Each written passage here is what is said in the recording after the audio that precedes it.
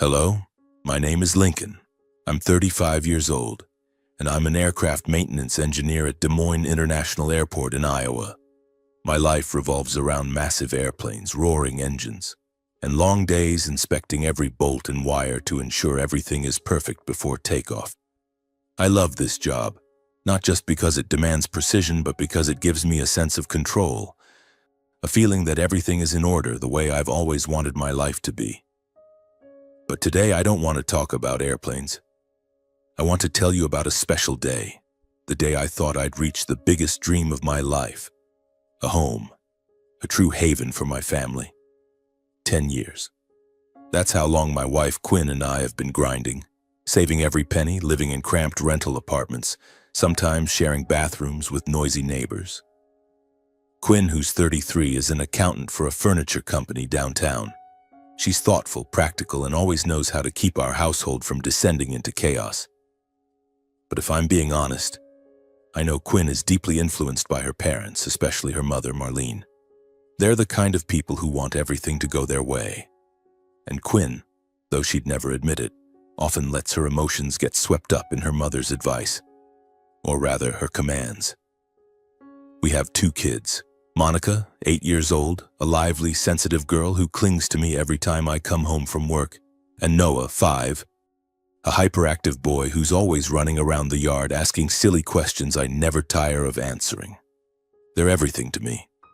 Every time I see Monica's scribbled drawings or hear Noah talk about the dinosaur he saw in the garden, all my exhaustion melts away.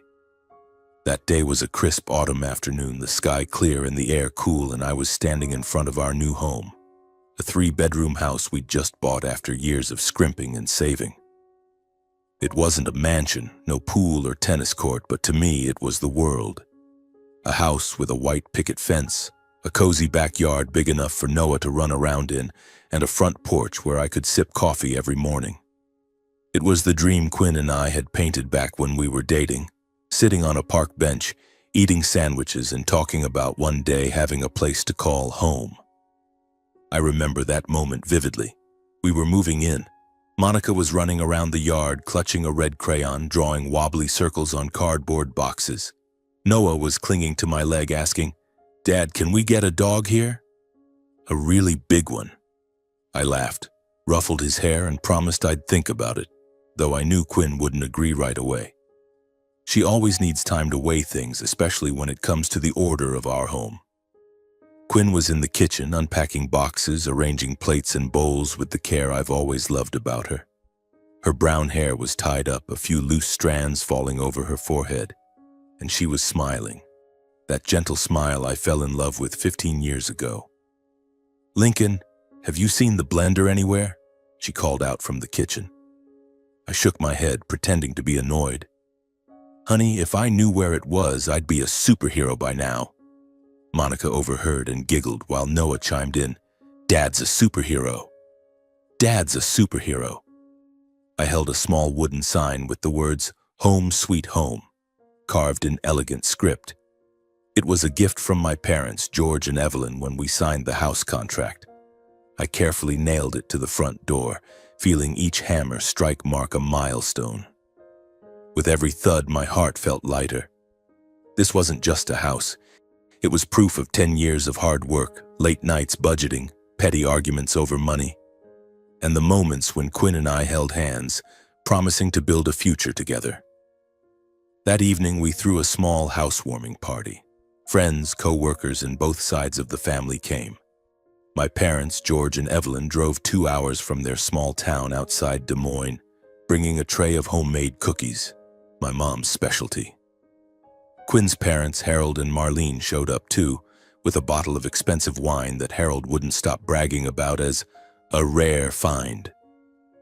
The 2 families aren't exactly close. They exchange polite greetings and stiff smiles, and I know why. My parents are simple, principled people who respect others' space. Quinn's parents, especially Marlene, have a tendency to want to control everything, from table settings to how others should live their lives. I tried not to dwell on it, thinking today was a happy day. No need to sweat the small stuff. The party was filled with laughter and chatter. Monica and Noah ran around the yard playing tag with the neighbors' kids. Quinn was busy hosting, making sure everyone had drinks and desserts. I stood by the backyard grill, flipping ribs, stealing glances at her. She wore the light blue dress I love, her hair loose over her shoulders, her eyes sparkling with joy. I thought to myself, this is the moment I've worked my whole life for. When the guests had left, it was late. I carried Monica upstairs. She'd fallen asleep on the couch, still clutching her favorite doll. Noah trailed behind, rubbing his eyes, half asleep but still asking, "Dad, can I sleep in the backyard tomorrow?" I chuckled, tucked Monica into bed, pulled the blanket over her, and turned to Noah. "We'll have to ask your mom, little man." He nodded, yawning, and passed out moments later. I stepped out onto the porch, looking at the golden light spilling from the living room window. This house, with its white walls, pristine windows, and the sound of our kids' laughter, was everything I'd ever dreamed of. I felt a peace I rarely experienced in our years of struggle. I'd done it. We'd done it. Then I felt warmth from behind. Quinn wrapped her arms around me, her cheek resting lightly against my back. "Thank you," she whispered, her voice soft as the night breeze. "Thank you for giving us a real home." I turned, looked into her brown eyes, and smiled. "We did it together, love." She nodded, then said quietly, almost offhandedly, "Now my parents can come visit whenever they want." I laughed, nodded, thinking it was just a passing comment. Her parents lived nearby, and I knew they loved Monica and Noah. Them visiting often was normal, right? I didn't think much of it, just pulled her close, kissed her forehead, and together we stared out at the dark yard, where tomorrow Noah would be running around asking me more silly questions. But looking back, I realized that moment wasn't as simple as I thought. Quinn's words, light as a breeze, were the first gust of an approaching storm. I didn't see it, wasn't prepared, and had no idea that our dream home was about to become a battleground, where love, family, and invisible boundaries would be tested to their limits. The first few months in our new home felt like a beautiful dream. Every morning I'd wake up early, brew coffee in the kitchen still fragrant with the scent of new wood, and listen to the birds chirping in the yard. Monica and Noah usually woke up later, chasing each other around the dining table, laughing while Quinn prepared toast and eggs. I'd sit there watching my family, feeling that everything was perfect. Work at the airport was still hectic, but it no longer weighed on me like before. This house, with its white walls and sunlight streaming through the windows, was a constant reminder that all my efforts had been worth it. Quinn's parents, Harold and Marlene Dawson, started visiting more frequently. At first, I thought it was great. They brought boxes of food, stews, pies, sometimes a massive tray of lasagna that Marlene proudly declared was a family recipe. Monica and Noah adored their grandparents. Noah especially loved sitting on Harold's lap, listening to his stories about his days as a banker, though I'd bet Noah didn't understand much beyond the booming, enthusiastic voice that made it sound like a magical world was unfolding. Marlene always brought gifts for the kids, a new dress for Monica, a puzzle set for Noah. I smiled, grateful for their affection, thinking it was their way of showing love for their grandchildren. But then, things began to change slowly, almost imperceptibly at first. Weekend visits turned into midweek drop-ins. Then they were showing up every day, sometimes staying late, sitting in the living room watching TV with the volume so loud it drowned out Monica reading in her room. I tried to stay cheerful, telling myself they just wanted to be close to family. After all, they were the kids' grandparents, right? I didn't want to make a big deal out of it. Marlene started leaving her mark on the house. One day I came home from work to find the living room curtains, the pale green ones Quinn and I had argued over for a week to pick, replaced with garish floral ones. "I thought these suited better," Marlene said, her tone light but brimming with the confidence that no one would dare object. I frowned, looking to Quinn for an explanation, but she just gave an awkward smile. "Mom just wanted to help, honey. It's no big deal." I nodded, swallowing the irritation rising in my chest. Then Harold got involved. He liked to sit in the living room smoking cigarettes despite my clear request that I didn't want smoke in the house. He'd just laugh, wave a hand and say, "Come on, Lincoln, a little smoke won't hurt." I smoked all day back in the day and I'm still here. I tried to stay calm, but every time I walked into the living room and smelled cigarette smoke clinging to the sofa, I felt like someone was invading my space. Quinn didn't seem to notice, or maybe she did but didn't want to face it. Whenever I gently brought it up like, "Babe, I think your parents are here a bit too much. We need some space," she'd shrug and say, "They just want to help, Lincoln. You're overreacting." I started to feel like an outsider, as if my opinion no longer mattered in the very home I'd poured my sweat into buying. Then one day, things went too far. I came home late, exhausted after a long shift inspecting aircraft engines. As I walked in, I heard lively chatter from the living room. Monica and Noah were playing with puzzles on the floor, while Harold and Marlene sat on the sofa, watching a game show on TV. Quinn was in the kitchen cleaning up. I greeted everyone, trying to keep my tone upbeat, but something felt off. I noticed several large suitcases stacked in the corner of the room. My heart beat faster. "Whose suitcases are those?" I asked, keeping my voice steady. Quinn stepped out of the kitchen, wiping her hands on her apron, her eyes flickering with unease. Honey, my parents are going to stay with us for a while." I blinked, unsure if I'd heard correctly. "Stay? What do you mean?" She took a deep breath and spoke quickly, as if trying to end the conversation before it started. "They're going to live with us. Their house is a bit far, it's inconvenient to travel, and they want to be close to the kids. I thought it'd be better, easier to take care of each other." I stood there, stunned, feeling like someone had punched me in the chest. "Live with us? Here, in our house?" I glanced at Harold, who was laughing loudly at a joke on TV as if nothing was out of the ordinary. Marlene got up, rearranging the throw pillows on the sofa, acting like this was already her home. "You don't mind, do you, Lincoln?" she asked, her voice sweet but laced with challenge. I wanted to yell, to ask why no one had discussed this with me, but Quinn's eyes, almost pleading with me not to make a scene, silenced me. I nodded, muttering through gritted teeth, "No, it's fine." But inside, I knew everything had changed. In the days that followed, it became clearer. Marlene started controlling nearly everything in the house.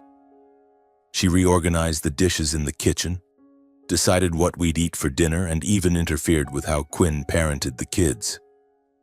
"Monica needs to eat more vegetables," she'd say, as if Quinn and I didn't know how to raise our own children. Harold took over the living room, leaving half-smoked cigarettes on the coffee table despite my request that he smoke outside. I tried to hold it together, to keep the peace, but with every passing day I felt pushed further out of my own family. Quinn still didn't see the problem. She acted like it was all normal, as if her parents running our household was natural. "They just want to help, Lincoln," she'd repeat, like a mantra.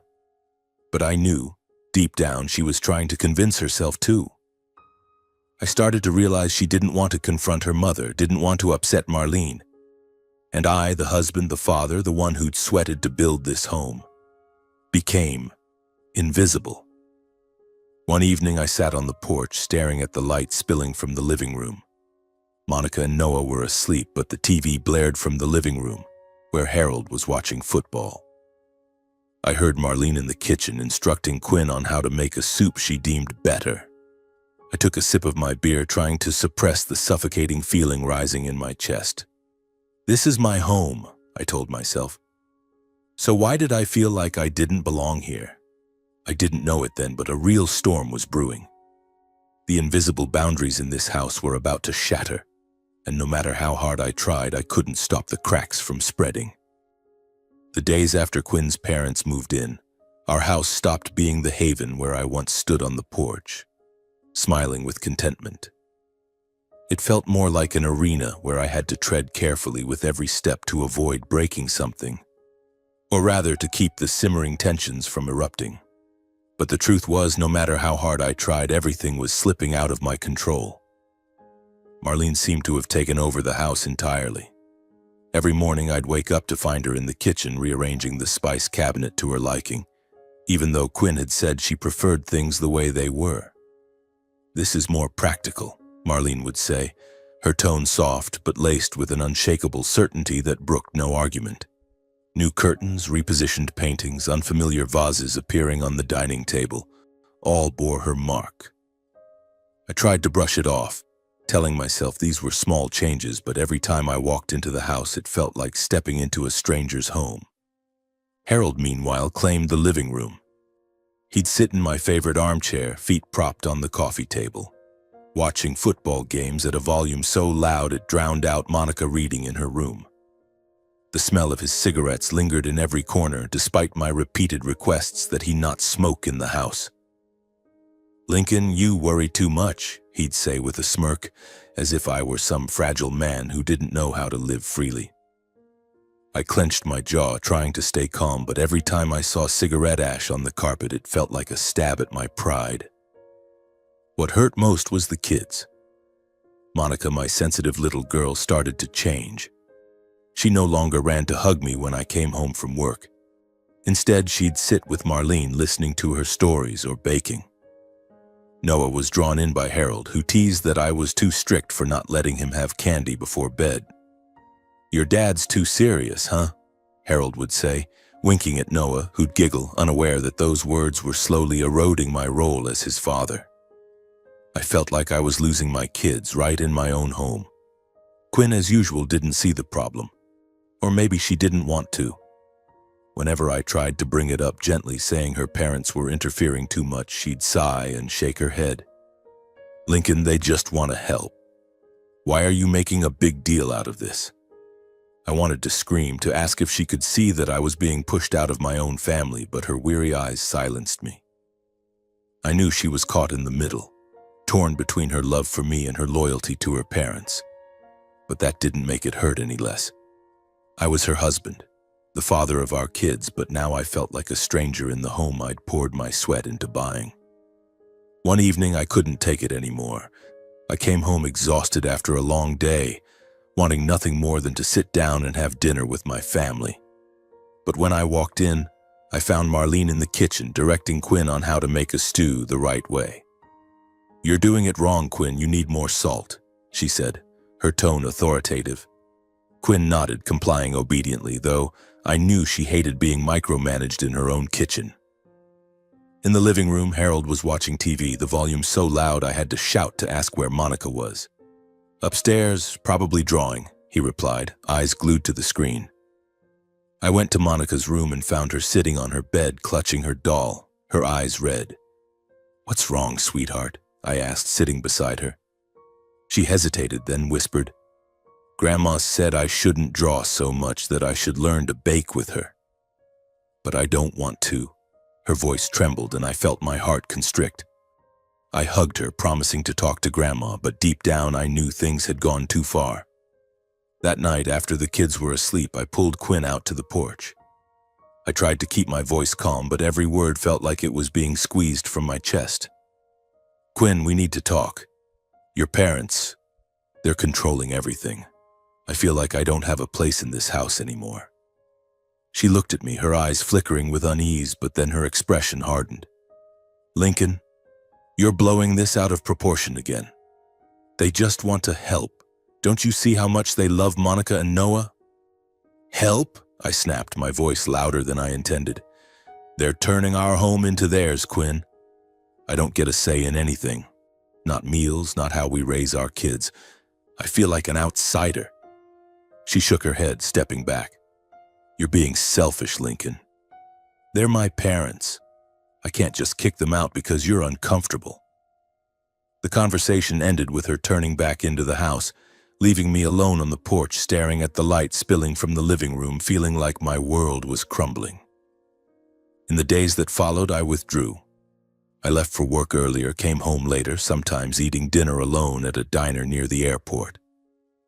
I avoided Marlene and her sharp, cutting remarks like, "Lincoln, you work too much, you don't pay attention to your family." I avoided Harold and his jabs about me being too strict or not knowing how to enjoy life. Worst of all, I started avoiding Quinn because every time I looked at her, I saw disappointment. Not because she was angry with me, but because I couldn't protect the space that belonged to our family.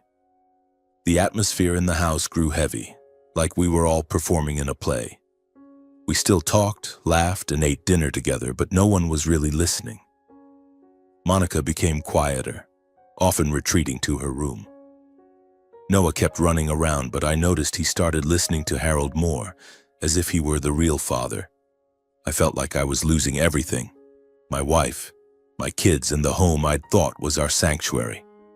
One evening, I sat on the porch holding a cold beer, staring at the yard where the kids' laughter no longer echoed.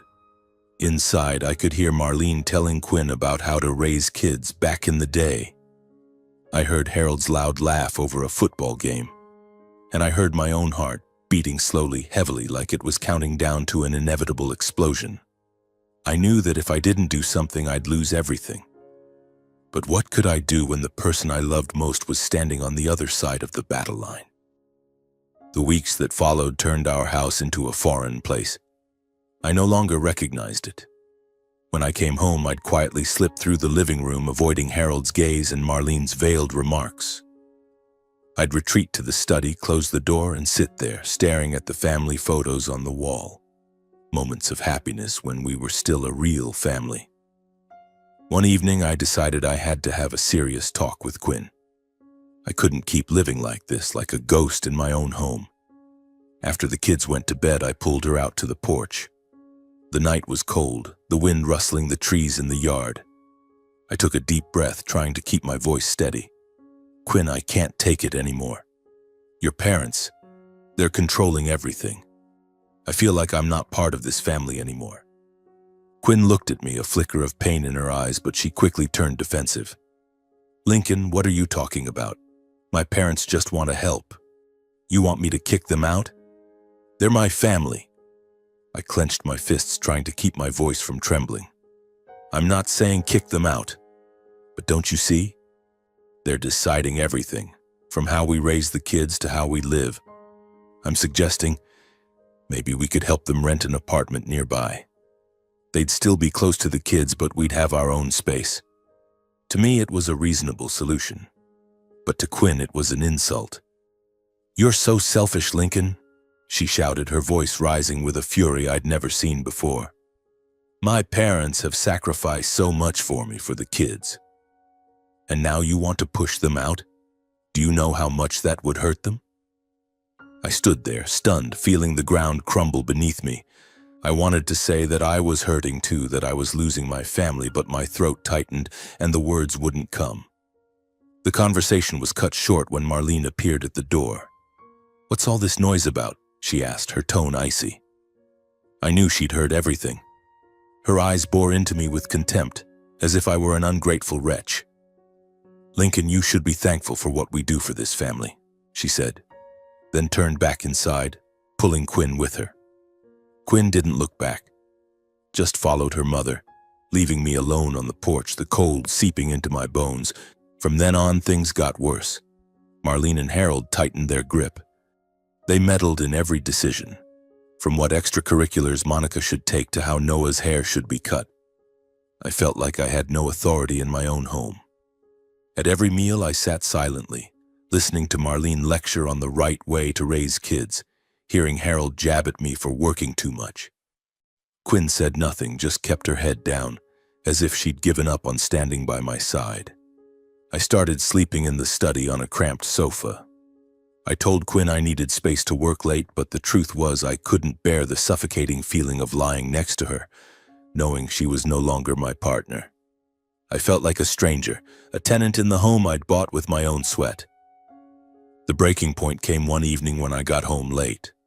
I walked in, hoping to have dinner with the kids, but the scene before me stopped my heart. Monica and Noah were eating dinner with Harold and Marlene, laughing and joking happily. Quinn was in the kitchen cleaning up as if nothing was wrong. No one noticed I'd come home. No one had saved me a plate. I stood there in the doorway looking at my family, but I was no longer part of it. The feeling of being excluded, abandoned, cut into me like a knife twisting in my chest. I quietly went to the study, closed the door, and sat down, staring at the family photo on the desk. In it, we were smiling, standing in front of our new house with the "Home Sweet Home" sign hanging behind us. I wondered, where had that home gone? I wondered if I could ever take it back, or if I had truly lost everything. Everything exploded one Saturday evening when I came home late from work. I stepped into the house exhausted after a long day at the airport, wanting nothing more than to sit down and have dinner with Monica and Noah. But as soon as I opened the door, I heard Marlene in the kitchen nitpicking at Quinn's vegetable chopping technique. "You're not doing it right, Quinn. You need to cut them smaller like I always do." Quinn was silent, but I could see her shoulders tense as if she were holding something back. In the living room, Harold was watching a football game, the volume so loud it drowned out Noah asking something about his game. I set my bag down, trying to stay calm, and asked, "What's for dinner, Quinn?" But before she could answer, Marlene cut in, her tone commanding, "Beef stew, Lincoln. But you're too late. The food's cold. I told Quinn to wait for you, but she said it wasn't necessary." I froze, feeling as if I'd been doused with ice water. I looked at Quinn, hoping she'd say something, stand up for me, but she just kept her head down, wiping the kitchen counter. It was a small thing, a cold meal, a thoughtless remark. But it was the straw that broke the camel's back. All the months of holding back, swallowing the feeling of being sidelined, all the moments I felt I was losing my kids, and Quinn erupted like a wildfire. I took a deep breath, my voice trembling. "Quinn, I need to talk to you. Now." She looked up, a flicker of worry in her eyes, but followed me out to the porch. The night air was cool, carrying the scent of freshly cut grass from the neighbor's yard. I stood there, gripping the railing, trying to rein in the anger surging in my chest. "Quinn," I began, my voice low but heavy. I've tried to keep the peace, to make things work. But I can't do this anymore. Your parents, they're controlling everything. They decide how we raise our kids, how we live. I don't feel like your husband anymore, like Monica and Noah's father." Quinn crossed her arms, her eyes cold, but I saw her lips tremble. "Lincoln, here we go again," she snapped, her voice sharp as if masking her own hurt. "My parents just want to help. Do you know how much they've sacrificed for me, for the kids? You've changed, Lincoln. You don't respect my family anymore." Her words cut like a knife, slicing deep into my heart. I looked at her, searching for the woman who once hugged me from behind, whispering that this was our home. But now she stood there, defending her parents as if I were the enemy. "Changed?" I shot back, unable to hold it in any longer. "Quinn, I've done everything to keep this family together. I stayed silent when your mom changed everything in our house, when your dad treated me like I'm invisible. I've tried to keep the kids out of this mess, but what about you? Don't you see I'm losing everything? Don't you see I have no voice in our own home?" My voice broke and my eyes stung, but I refused to cry, refused to let her see me weak. Quinn stepped back, her eyes a mix of anger and pain. "If you're so uncomfortable, Lincoln," she said, her voice icy, "then maybe you should stay somewhere else for a while. Maybe that'd be better for everyone." Her words were a final blow, leaving me breathless. I stared at her, searching for any sign that she didn't mean it, but all I saw was resolve in her eyes. She'd made her choice, not me, but her parents. That night I didn't sleep. I lay on the sofa in the study, staring at the ceiling, trying to understand what had happened to our family. I thought of Monica, her red eyes as she told me she didn't want to bake with Grandma. I thought of Noah laughing as Harold called me too strict, and I thought of Quinn, her smile the day we moved in. All of it was now just a memory buried under unspoken conflicts. The next morning I packed a few things, some clothes, a toothbrush, and the family photo from my desk. I didn't say anything to Quinn, not wanting to make a scene in front of the kids.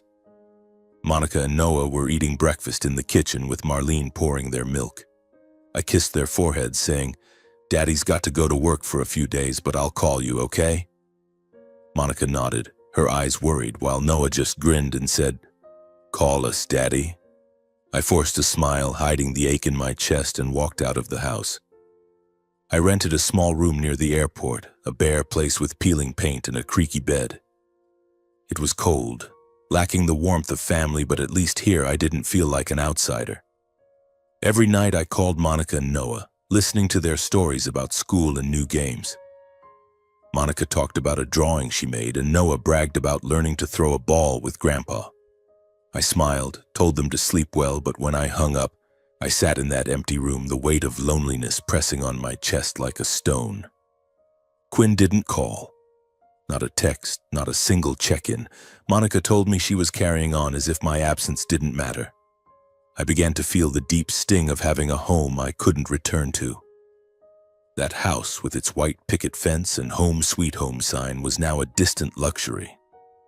I'd lost it, not because I didn't try, but because I didn't know how to fight my own family.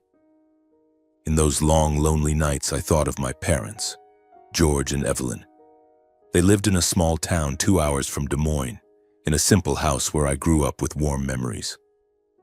I remembered my dad with his calm, steady voice teaching me to fix a bike. I remembered my mom with her kind smile, always reminding me that family is where people respect each other. They were the only ones who could understand me now, who could help me find my balance. I knew what I had to do. I couldn't keep running, but first I needed to find myself again, the man who once dreamed of a home, who believed love could overcome any challenge. I closed my eyes, picturing Monica and Noah's faces, and promised myself that no matter what, I wouldn't lose them. But to do that, I needed help, and I knew where to turn. The small rented room became the place where I confronted myself. Every night after calling Monica and Noah, I lay there staring at the ceiling, letting childhood memories flood back like a gentle river. I remembered summer afternoons in the small town outside Des Moines, where my dad, George, sat in the shed, teaching me how to change a bicycle tire. He was never in a hurry, always patient, his deep voice like a steady melody. "Lincoln, you have to take it slow. Understand each part. Everything has its order." I, a 10-year-old boy, crouched beside him, hands smeared with grease, feeling like I was learning something far greater than bike repair. My mom, Evelyn, was the heart of our home. She had a way of making everything feel lighter, from baking cookies every Sunday to settling disputes between me and my brother. "Family is where you find peace," she used to say, her kind eyes fixed on me. But peace only comes when everyone respects each other. Back then, those were just my mother's words, but now, in the cold rented room, they echoed like a wake-up call. The home I shared with Quinn had lost that respect, not just between me and her parents, but between us. I realized I grew up in a simple but solid family. My parents weren't rich.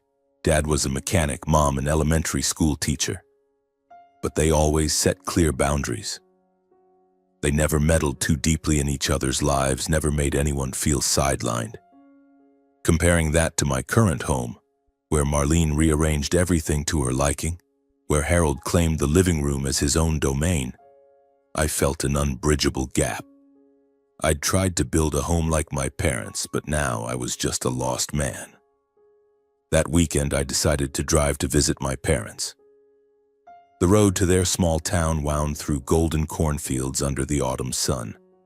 When I pulled up to their weathered wooden house with its faded picket fence and Mom's small garden full of chrysanthemums, I felt my chest loosen. Mom opened the door, her kind smile unchanged, but her eyes held a trace of worry when she saw me. "Lincoln, you've gotten thinner," she said, pulling me into a tight hug. Dad, standing in the kitchen doorway, just nodded, but I knew he was watching me, as he always did when he sensed something was wrong. We sat in the living room around the old wooden table Dad had built 20 years ago. Mom made tea, Dad sat quietly, and I began to talk. I told them about the new house, how it had once been my and Quinn's dream. I told them about Harold and Marlene, how they'd taken over our space, how I felt pushed out. I told them about Quinn, our big fight, her cold words telling me to leave. And I told them about Monica and Noah, my fear of losing my kids. My voice trembled, and I had to pause, bowing my head to hide the tears welling up. Mom took my hand, her touch warm and steady. "Lincoln, you've tried your best," she said, her voice gentle but firm. "But you can't let others define your family. You have to fight, not by arguing, but by showing them who you are. A husband, a father." I looked at her, feeling like that 10-year-old boy again, seeking his mother's advice. But this time I didn't just need advice, I needed a way out. Dad, the quieter one, finally spoke. "Lincoln," he said, his voice solid as stone, "you need to reclaim your place. Not by kicking anyone out, but by reminding them this is your home. Bring us there. Let them see you're not alone." The idea stunned me. Bring my parents to live with us? It sounded like a crazy plan, but in that craziness I saw a glimmer of hope. Maybe if Quinn saw my parents, people who always respected boundaries, who put family first, she'd understand what I'd been trying to say all along. I stayed the night, sleeping in my old room where a high school basketball poster still hung on the wall. For the first time in weeks, I slept soundly, unhaunted by Harold's blaring TV or Marlene's commanding voice. The next morning, I told my parents, "I want you to come live with me for a while. I need your help." Mom smiled and nodded while Dad just clapped my shoulder, his way of saying he believed in me. Driving back to Des Moines with my parents in the back seat, I felt a new strength. I was no longer the man hiding in a cold rented room. I was Lincoln, the man who'd built a home, and I was going to take it back. Not to win, but to protect what I loved. Deep down, I knew this plan, bold as it was a gamble. Bringing my parents to live with Harold and Marlene could either restore my voice or ignite a bigger war. I gripped the steering wheel, picturing Monica and Noah's faces, and told myself, no matter what, I won't give up. The house came into view as I turned onto our familiar street, its white picket fence and "Home Sweet Home" sign still hanging on the door. But this time, as I stepped inside, I no longer felt the suffocation of before. My parents, George and Evelyn, followed behind, carrying a few small suitcases. Mom gave a gentle smile, her eyes full of encouragement, while Dad just nodded, his usual way of preparing for a challenge. I took a deep breath, opened the door, and called out, "Quinn, I'm home. My parents are here too." Quinn emerged from the kitchen, her apron still tied around her waist, hands dusted with flour. She looked at me, then at my parents, and for a moment I saw shock in her eyes. "Your parents?" she repeated, her voice slightly shaky. "They're staying here?" I nodded, keeping my tone calm. "Yeah. I thought it'd be good for them to stay for a while, to be close to the kids, to help us out." I deliberately echoed the reason she'd given when her parents moved in, hoping she'd catch my point. But the look in Quinn's eyes told me she wasn't prepared for this. Marlene appeared from the living room, Harold trailing behind, an unlit cigarette in hand. "George, Evelyn," Marlene said, her voice sweet but cold. "What a surprise to see you both." My mom smiled, responding with her usual courtesy. "We just wanted to be closer to the grandkids, Marlene. Hope we're not intruding." But I saw the way Marlene's hands tightened, the way Harold raised an eyebrow, and I knew the silent battle had begun. The first few days were a study in controlled tension. My parents tried to blend in, but the differences between the two sets of grandparents quickly became stark. My mom, Evelyn, was gentle and kept things orderly. She helped clean and cook, but never imposed. When Monica wanted to draw instead of bake, Mom just smiled, sat down with her, and picked up a crayon. Marlene, on the other hand, clung to her need for control. "Monica, you should learn to cook. It'll be useful when you're older," she said in her commanding tone, making Monica bow her head, her eyes avoiding contact. My dad, George, was calm but unyielding, refusing to be diminished. Once, when Harold bragged about his banking days, implying Dad's work as a mechanic was lesser, Dad looked at him, his voice steady as stone. "Harold, every job has value as long as it provides for family." The comment silenced Harold, but I saw a flash of irritation in his eyes. From then on, the two fathers engaged in a subtle war, trading seemingly harmless jabs loaded with hidden meaning. Quinn was caught in the middle trying to keep the peace, but I could see her growing exhausted. She darted between the two mothers, attempting to please both sides. One time I overheard her sigh in the kitchen when my mom suggested making her lentil soup, while Marlene insisted her beef stew had to be the main dish. "Mom, Evelyn, please, I'll make both," Quinn said, her voice almost pleading. I wanted to walk in, hug her, tell her I understood, but the distance between us remained like an invisible wall. Monica and Noah began to feel the heavy atmosphere. One afternoon, I found Monica curled up in her room, clutching her doll, her eyes red. "Dad, Grandma, and Nana don't like each other, do they?" she asked in a small voice. I knelt down, hugged her, and tried to find comforting words, but my heart ached. Noah, usually so lively, grew quieter, avoiding the moments when the two grandmothers clashed in the kitchen. I realized my plan, meant to reclaim my voice, was hurting my kids. But I couldn't stop. Not now, not after coming this far. The house became a battlefield with clear factions. The maternal side, Marlene and Harold, dominated the living room and kitchen, continuing to issue orders and exert control. The paternal side, my parents, rallied around me and the kids, trying to maintain a peaceful space. Every meal was a silent competition filled with veiled barbs and sharp glances. Marlene complained about my mom's cooking, calling it too bland. Mom just smiled, but I saw her knuckles tighten around her napkin. Harold mocked Dad for only knowing how to fix machines, and Dad responded with silence, though his eyes said he wouldn't back down. I tried to stay calm, but deep down, I knew I'd ignited a war. I wanted Quinn to see that family needed boundaries, needed respect, but instead I'd only made things worse. One night, after everyone had gone to bed, I sat on the porch, staring at the yard, now silent as a graveyard. I wondered if I was doing the right thing or just dragging my family deeper into a quagmire. But there was no turning back. I'd gone too far, and now I could only wait to see how this fire would burn, or if it would consume everything. Our house, once a symbol of our dreams, had become a smoldering fire pit, where every action, every word poured fuel on the flames. The two mothers, my mom, Evelyn, and Marlene, were at the heart of every conflict. My mom, with her gentle and principled nature, tried to maintain order quietly. She cleaned, cared for the kids, but always respected Quinn's and my boundaries. Marlene, on the other hand, couldn't stop controlling. She changed menus, rearranged furniture, and even dictated Monica and Noah's schedules. "Quinn, you can't let the kids stay up this late," she'd say in her commanding tone, even though I'd explained that Monica needed time to draw before bed. Clashes between the two mothers happened daily, often in the kitchen, once the heart of our home to me. One time, my mom suggested making our family's traditional cookies for Monica and Noah's breakfast. Marlene, standing nearby, scoffed. "Cookies? The kids need something more nutritious, Evelyn. Let me make my omelets." My mom just smiled, but I saw her grip tighten on the wooden spoon, holding back her frustration. Quinn, caught in the middle, sighed and said, "Fine, make both." But I knew she was exhausted, trying to please both sides and failing. The two fathers weren't any better.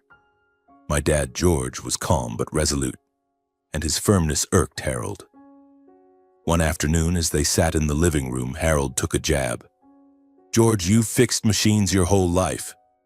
Probably don't know what it's like to manage a big family, huh?" My dad didn't respond, but his eyes said he wouldn't back down. Quinn, who once bridged me to the world, had become a faint shadow. She darted between the two families, trying to keep the peace, but I could see her growing more frustrated. When I suggested she ask her mother to stop meddling in our parenting, she snapped at me.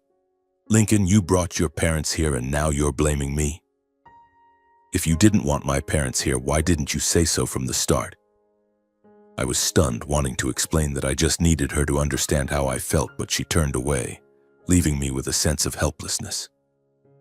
The kids, Monica and Noah, began to feel the stifling atmosphere. Monica, ever sensitive, started retreating to her room, clutching her doll and drawing sad pictures. Houses without windows, people standing far apart. Noah, though still energetic, began avoiding family dinners where the two mothers and fathers vied to impose their opinions. Once he pulled me into the yard and whispered, "Dad, why is everyone always fighting?" I hugged him, searching for comforting words, but my heart ached, realizing my plan was hurting my kids. The breaking point came one evening when we all sat down for dinner, a rare attempt to maintain the facade of a united family. The table was laden with food, my mom's lentil soup, Marlene's beef stew, and a salad Quinn made to appease both sides. But the air was heavy, like a storm about to break. It started when Marlene remarked, her tone authoritative, "Monica, you're eating too little. You need more meat, or you won't grow tall." My mom, who'd stayed silent so long, finally spoke up. "Marlene, let the girl choose what she wants to eat. Forcing her isn't good." That comment lit a fuse. Marlene slammed her spoon down, her voice icy. "Evelyn, are you telling me how to raise my grandchildren? I raised Quinn just fine. I know what I'm doing." My mom, still gentle but unyielding, replied, "I'm just saying the kids need some freedom.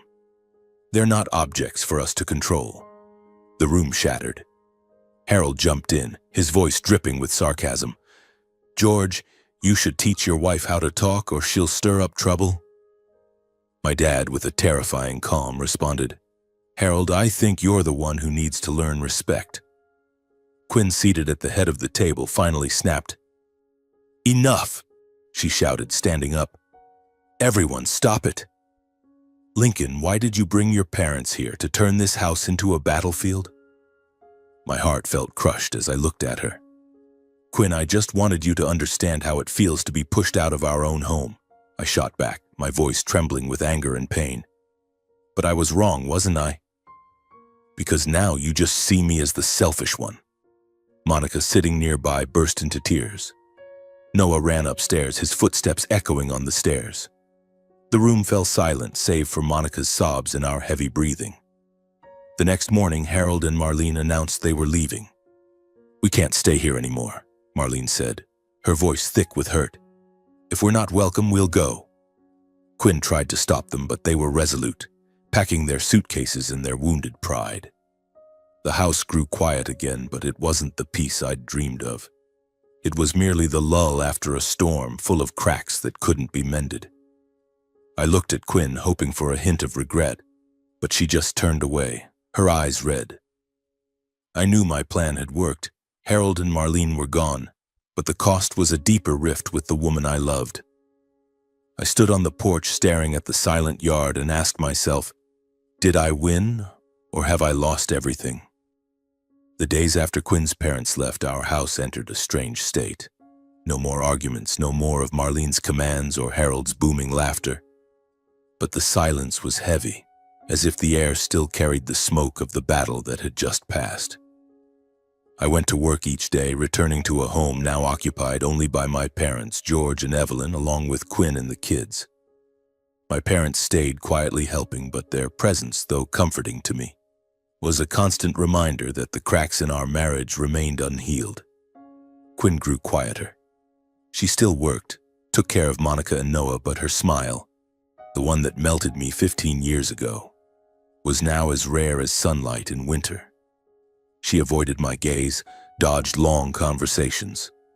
Whenever I tried to start one, asking about her day or the kids, she'd respond curtly and turn away, as if every word reopened a wound. I wanted to hold her, to say I was sorry for pushing things too far, but her distant eyes stopped me every time. The kids, thankfully, slowly regained their innocence. Monica stopped retreating to her room, and her drawings began to glow with bright colors again. One afternoon, she ran out to the yard, pulling me into a game of tag, her laughter ringing like a healing melody. Noah, with his natural energy, started asking his silly questions again, like, "Dad, can I keep a dinosaur in the backyard?" I laughed, ruffled his hair, but inside, Monica's question from weeks earlier echoed, "Is Grandma still mad?" It made me realize that though Harold and Marlene were gone, the wounds they left lingered, not just in me, but in the kids. My parents, George and Evelyn, stayed on but kept a delicate distance. Mom helped Quinn clean and played with the kids but never overstepped. Once I saw her sitting with Monica teaching her to fold origami, both giggling when a paper crane's wing came out lopsided. Dad, with his steady calm, spent time in the yard, fixing the fence or tossing a ball with Noah, but he never imposed his opinions. Their gentleness was something this house had lacked for too long, and I noticed that Quinn, though she didn't say it, seemed to sense it too. I caught her standing in the kitchen doorway, watching Mom and Monica, her eyes pensive. One afternoon, I overheard a conversation between my mom and Quinn in the living room. I'd just come home from work and was about to walk in but stopped when I heard Mom's voice, gentle but weighty. "Quinn, you know, a home is only truly warm when everyone respects each other. Lincoln just wants this house to be peaceful, not for anyone to win." Dad, sitting in the corner, nodded and added in his deep voice, "Family is something you build together, not something one person controls." I froze, my heart pounding, waiting for Quinn's response. She didn't speak, but I heard her sigh, a sound heavy with exhaustion and regret. My parents' words were like a stone dropped into a still lake, stirring thoughts Quinn had perhaps tried to bury. That night, after the kids were asleep, I sat on the porch with a cold cup of coffee. I thought about the early days when we moved in, when Quinn and I stood together looking out at the yard and dreaming of our future. I remembered how she hugged me from behind, whispering that this was our home. Now that yard was still there, but we'd become strangers, trapped between love and unhealed cracks. I wondered if Quinn was thinking the same, if she remembered those days, or if she was just lost in the pain I'd helped cause. Quinn stepped onto the porch, startling me. She stood there, arms crossed, gazing at the yard, silent for a long moment. Then she spoke, her voice soft but clear. "Lincoln, I don't know when things went this far." I turned to her, my heart racing, waiting. I just wanted my parents to be close to the kids, to feel important. But I didn't realize I hurt you. Her words were like a faint light in the darkness, but I didn't dare hope too much. I replied, my voice hoarse, "Quinn, I just wanted us to be a family. I didn't want to fight you, but I couldn't let myself be pushed out." She nodded, still looking at the yard as if searching for something in the dark. "I know," she said, her voice trembling, "but I don't know how to fix this."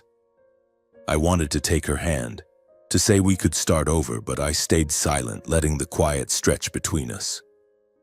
I knew that though we stood at the edge of breaking or healing, we needed time to understand each other, to rediscover the respect we'd lost. The days that followed slipped into a strange phase, a fragile peace like the calm surface of a lake hiding turbulent currents beneath. My parents, George and Evelyn, began preparing to return to their small town. One morning, as I brewed coffee in the kitchen, Mom pulled me aside, her voice gentle but serious.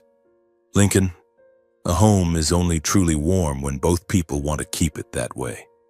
You and Quinn need to talk, really talk. Not to win, but to find each other again." Dad, standing nearby, just nodded, but his eyes told me he believed I'd find a way. I looked at Mom, then at Dad, and felt a deep gratitude. They'd come here not to take over or fight my battles, but to remind me who I was. A husband, a father, a man who dreamed of a home. "Thank you," I said, my voice hoarse. Mom squeezed my hand and Dad clapped my shoulder, just as he'd done when I was a boy. A few days later, my parents left. They hugged Monica and Noah, telling them to stay healthy, then got in their car, leaving the house to just me, Quinn, and our kids. As their car disappeared down the road, I stood on the porch, feeling a strange emptiness. But with it came a flicker of hope. Now, without Harold, Marlene, or even my parents, it was just us, our little family. This was our chance to start over or face the truth that we might have gone too far. Quinn and I began talking more, though in short, fragmented exchanges. We discussed the kids' work, small things like fixing the fence or buying new curtains. Neither of us mentioned the big fight or offered clear apologies, but I sensed a shift in her. One evening, after Monica and Noah were asleep, Quinn stepped onto the porch where I sat with a coffee. She didn't speak, just sat beside me looking out at the yard where the kids had played the day we moved in. The light from the living room spilled out, illuminating her face, and I saw her eyes glisten, as if holding something back. "Lincoln," she finally said, her voice soft but clear, "I was wrong. I let my parents and my sense of duty blind me. I didn't realize how much I was hurting you." I looked at her, my heart racing, but I didn't interrupt. She continued, "I just wanted everyone to be happy, but I forgot that our happiness, yours, mine, and the kids, matters most." I took a deep breath, feeling a weight lift from my chest. "Quinn," I said, my voice rough, "I was wrong too. I pushed things too far, bringing my parents here to prove a point, but I only hurt everyone, including you." She turned to me, her eyes softening, and for the first time in months I saw the gentle smile I'd fallen in love with. We sat there, saying nothing more, just gazing at the yard. The night breeze carried the scent of freshly cut grass, and I remembered the moment we stood here on moving day, with the "Home Sweet Home" sign on the door. That house, that dream, was still there, though obscured by cracks. But now I knew that, though it wouldn't be easy, we had a chance to rebuild it. As time passed, we began to find our old rhythm. Monica and Noah's laughter filled the house again, and the backyard echoed with games of tag. Quinn and I learned to talk, really talk, not to argue but to understand each other. We set new boundaries, not just with our families but with ourselves, to protect this home. But deep down I knew the journey wasn't over. The cracks remained, and the respect and love we were trying to rebuild were still fragile. One evening, as I sat on the porch watching Quinn laugh with Noah, I thought about the greatest lesson I'd learned. Family isn't a place free of conflict, but a place where we choose to stay, to mend and to love no matter how hard it gets. I stood up, walked inside, and rehung the "Home Sweet Home" sign on the door. It had tilted during the chaotic months. It wasn't new anymore, but it stood there, a reminder that though the road ahead might be rough, Quinn and I could find our home again, one step at a time.